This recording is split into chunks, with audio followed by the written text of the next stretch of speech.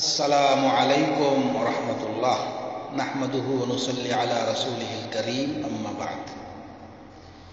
যাবতীয় প্রশংসা মহান আল্লাহ রাব্বুল আলামিনের জন্য, যিনি আমাদেরকে দয়া করে তার পছন্দনীয় দিনের অন্তর্ভুক্ত করেছেন, যার মধ্যে সংশয় সন্দেহের অবকাশ নেই। আল্লাহ পাক ঘোষণা করেছেন, যালিকাল কিতাবু লা রাইবা ফীহ। দরুদ ও সালাম আমাদের প্রিয় নবী মুহাম্মদুর রাসূলুল্লাহ সাল্লাল্লাহু আলাইহি ওয়াসাল্লামের প্রতি, যিনি আমাদেরকে সংশয়যুক্ত বিষয়কে ত্যাগ করে সংশয়মুক্ত বিষয় গ্রহণ করার আদেশ করেছেন এবং আমাদেরকে শিরক বিদআত থেকে সতর্ক সাবধান করে গেছেন। আল্লাহুম্মা সাল্লি আলাইহি আল্লাহুম্মা বারিক আলাইহি। সম্মানিত ভাই বন্ধুগণ, আমাদের এক ভাই একটি লিখিত পোস্ট দিয়েছেন, যেখানে উনি প্রমাণ করতে চেয়েছেন যে পিতামাতা সহ মুরব্বিয়ানে কেরাম যারা রয়েছেন তাদের পায়ে চুমো দিতে হবে, এটি একটি গুরুত্বপূর্ণ সুন্নাত, এবং এই মর্মে বেশ কিছু হাদিস উল্লেখ করেছেন। সবশেষে ভাই বলেছেন যে যাহারা এই পায়ে চুমা দেওয়ার পক্ষে অবলম্বন করে তাহারা রাসূল সাল্লাল্লাহু আলাইহি সাল্লাম ও সাহাবায়ে কেরামগণের পক্ষে, পক্ষান্তরে যারা এটাকে শিরক বিদআত বলে, বিপক্ষে কথা বলে, তাহারা রাসূল সাল্লাল্লাহু আলাইহি সাল্লাম এবং সাহাবায়ে কেরামগণের বিপক্ষে। আলহামদুলিল্লাহ। এক্ষেত্রে প্রথম কথা হলো ভাই, যে মানব সৃষ্টির সূচনাতেই ইবলিস শয়তান ওয়াদা করেছিল এবং তার প্রচেষ্টা, তার মিশন চালু করেছিল যে মুসলিম মুমিনদের আমলকে বরবাদ করে তাদেরকে জাহান্নামে নিয়ে যাবে, এবং সেকাল থেকেই একদল মানুষ থেকেছে, আজও আছে এবং থাকবে কিয়ামত পর্যন্ত, যাহাদের সর্বাত্মক চেষ্টা হবে মুমিন মুসলিমদের আমলকে বরবাদ করে তাদেরকে জাহান্নামের দিকে ঠেলে দেওয়া,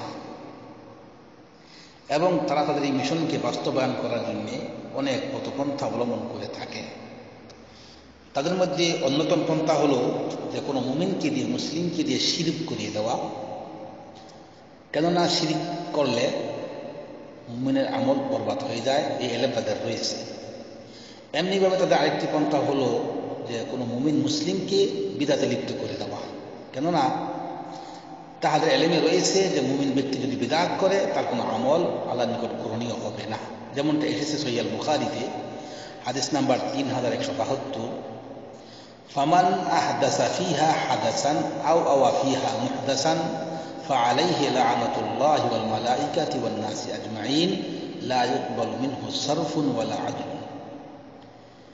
যে ব্যক্তি দিনের মধ্যে নতুন কিছু বেদাত করবে অথবা কোনো বেদাতিকে আশ্রয় দিবে, তার প্রতি আল্লাহ পাকের লানত, সমস্ত ফেরেশতাকুলের লানত, গোটা মানবকুলের লানত, এবং তার পক্ষ থেকে ফরজ নফল কোন আমলই কবুল করা হবে না। তাই সেই ইবলিসের অনুসারীরা, বিদআতীরা বিভিন্ন পন্থা অবলম্বন করে থাকে মুমিনদেরকে বিদআত করাবার জন্য। তার মধ্যে একটি হলো, সেই আদিকাল থেকেই সেই ইবলিস এবং তার অনুসারীরা প্রত্যেকটি নেক আমলের সাথে একটি, দুটি, তিনটি করে বেদাত যুক্ত করে দিয়েছে, যাতে করে মুমিনগণ সেই আমলটি করে কোনো ফল না পায়, তাদের পরিশ্রম পণ্ড হয়ে যায়। উদাহরণস্বরূপ বলা যায় যে মুসলিম জীবনের সবচাইতে গুরুত্বপূর্ণ ইবাদত হচ্ছে নামাজ। সেই নামাজ সম্পর্কে হিসাব হবে কিয়ামতের দিন সর্বপ্রথম আল্লাহর হক হিসাবে। যার নামাজ ঠিক তার সমস্ত আমল ঠিক, যার নামাজ ঠিক নাই তার কোনো আমলের মূল্য নেই। এই এলেম তাদের রয়েছে। তাই তারা কি করেছে, নামাজের জন্য শর্ত হচ্ছে অজু। অজুর শুরুতে বিসমিল্লাহ বলতে হবে, এটা সঠিক বিধান, সহিহ হাদিস। কিন্তু বেদাতীরা যুক্ত করে দিয়েছে বেদাত একটি লম্বা দোয়া পড়তে হবে অজুর শুরুতে। এমনিভাবে অজুতে যুক্ত করেছে একটি সংশয়যুক্ত হাদিস, দুর্বল হাদিস, গার মাসা করার ব্যাপারে, যেটি স্পষ্ট বেদাত।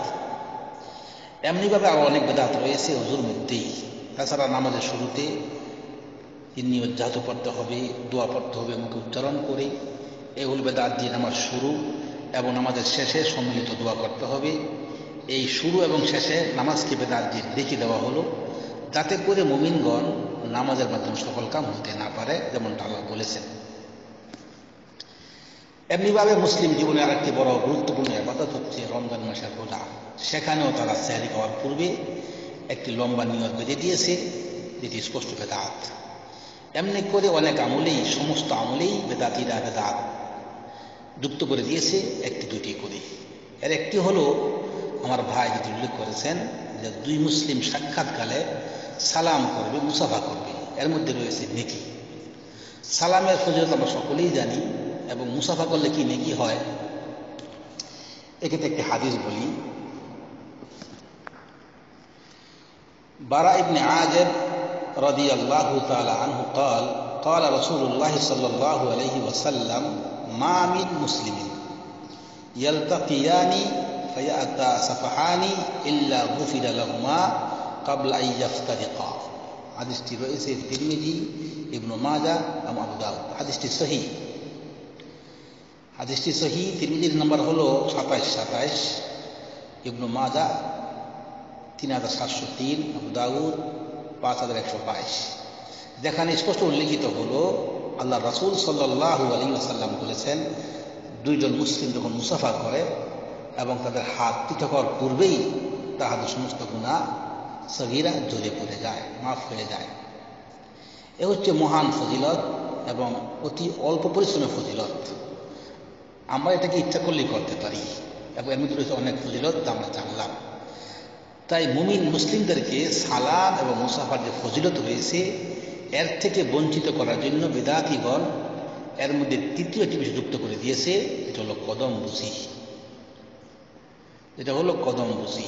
আমার ভাই যে উল্লেখ করেছেন অনেকগুলো হাদিস যে মুরব্বীদের পায়ে চুমা দেওয়া যাবে, এর হাদিসগুলো চেক করে দেখলাম, একটি হাদিসও সহি নয়। হাদিসগুলো মুনকার, কমপক্ষে দুর্বল হাদিস। ইবনে মাজাহ হাদিস নাম্বার 3704 এবং 705। তিরমিজিতে এসেছে 2733, এবং আগে পিছিয়ে আরো হাদিস রয়েছে এই মর্মে। সবগুলো হাদিসই কমপক্ষে দুর্বল। এর মধ্যে মুনকার হাদিসও রয়েছে, যেগুলো আমলযোগ্য নয়, গ্রহণযোগ্য নয়। এক্ষেত্রে আরো বলবো, রিয়াদুস সালিহিনের লেখক রাহিমাহুল্লাহ এ মর্মে 9টি হাদিস উল্লেখ করেছেন, এবং প্রত্যেকটা হাদিসের শিরোনাম লিখেছেন যে কাহারো সম্মানার্থে মাথা ঝুঁকে দেওয়া, নিচু করা মাকরুহ, এবং এ সম্পর্কে হাদিস উল্লেখ করে লিখেছেন হাদিস, সেই হাদিসটি হলো মুনকার হাদিস। সম্মানিত ভাই বন্ধুগণ, আমরা কিছুটি জানতে পারলাম। তারপরে বলবো একটি কথা, যে হাদিসের যে স্তর রয়েছে মর্যাদার ক্ষেত্রে, গুরুত্বের ক্ষেত্রে, সেটা হলো কওলি হাদিস, ফি'লি হাদিস, তাকরিরি হাদিস। কওলি হাদিস সবচেয়ে বেশি গুরুত্ব রাখে, তারপরে ফি'লি হাদিস, তারপরে তাকরিরি হাদিস। তো প্রথম কথা হলো, বাইরে উল্লেখ করেছেন হাদিস, এর একটি হাদিস সহিহ নয়, দুর্বল, এমন দুর্বল যাহা আমলযোগ্য নয়, দলিলযোগ্য নয়। তারপরেও বলবো হাদিসগুলো হচ্ছে তাকরিরি হাদিস, ফি'লিও নয়, কওলিও নয়। যেমনটা এসেছে যে একদল ইহুদি এসে রাসূলের পায়ে চুমু দিল, এটা স্পষ্ট মানে বোঝা গেল যে এটা হলো তাকরিরি হাদিস। তাই আমরা বলবো যে চুমু দেওয়ার পক্ষে যে হাদিস রয়েছে সেগুলো হলো মানে মুনকার, কমপক্ষে দুর্বল, এবং সেগুলো হলো তাকরিরি পর্যায়ের হাদিস। আর হাদিস এসেছে কওলি হাদিস, যে কাহারো পায়ে চুমা তো দূরের কথা, কাহারো সময়তে সের ঝুঁকানো, মাথা নিচু করা ঠিক নয়।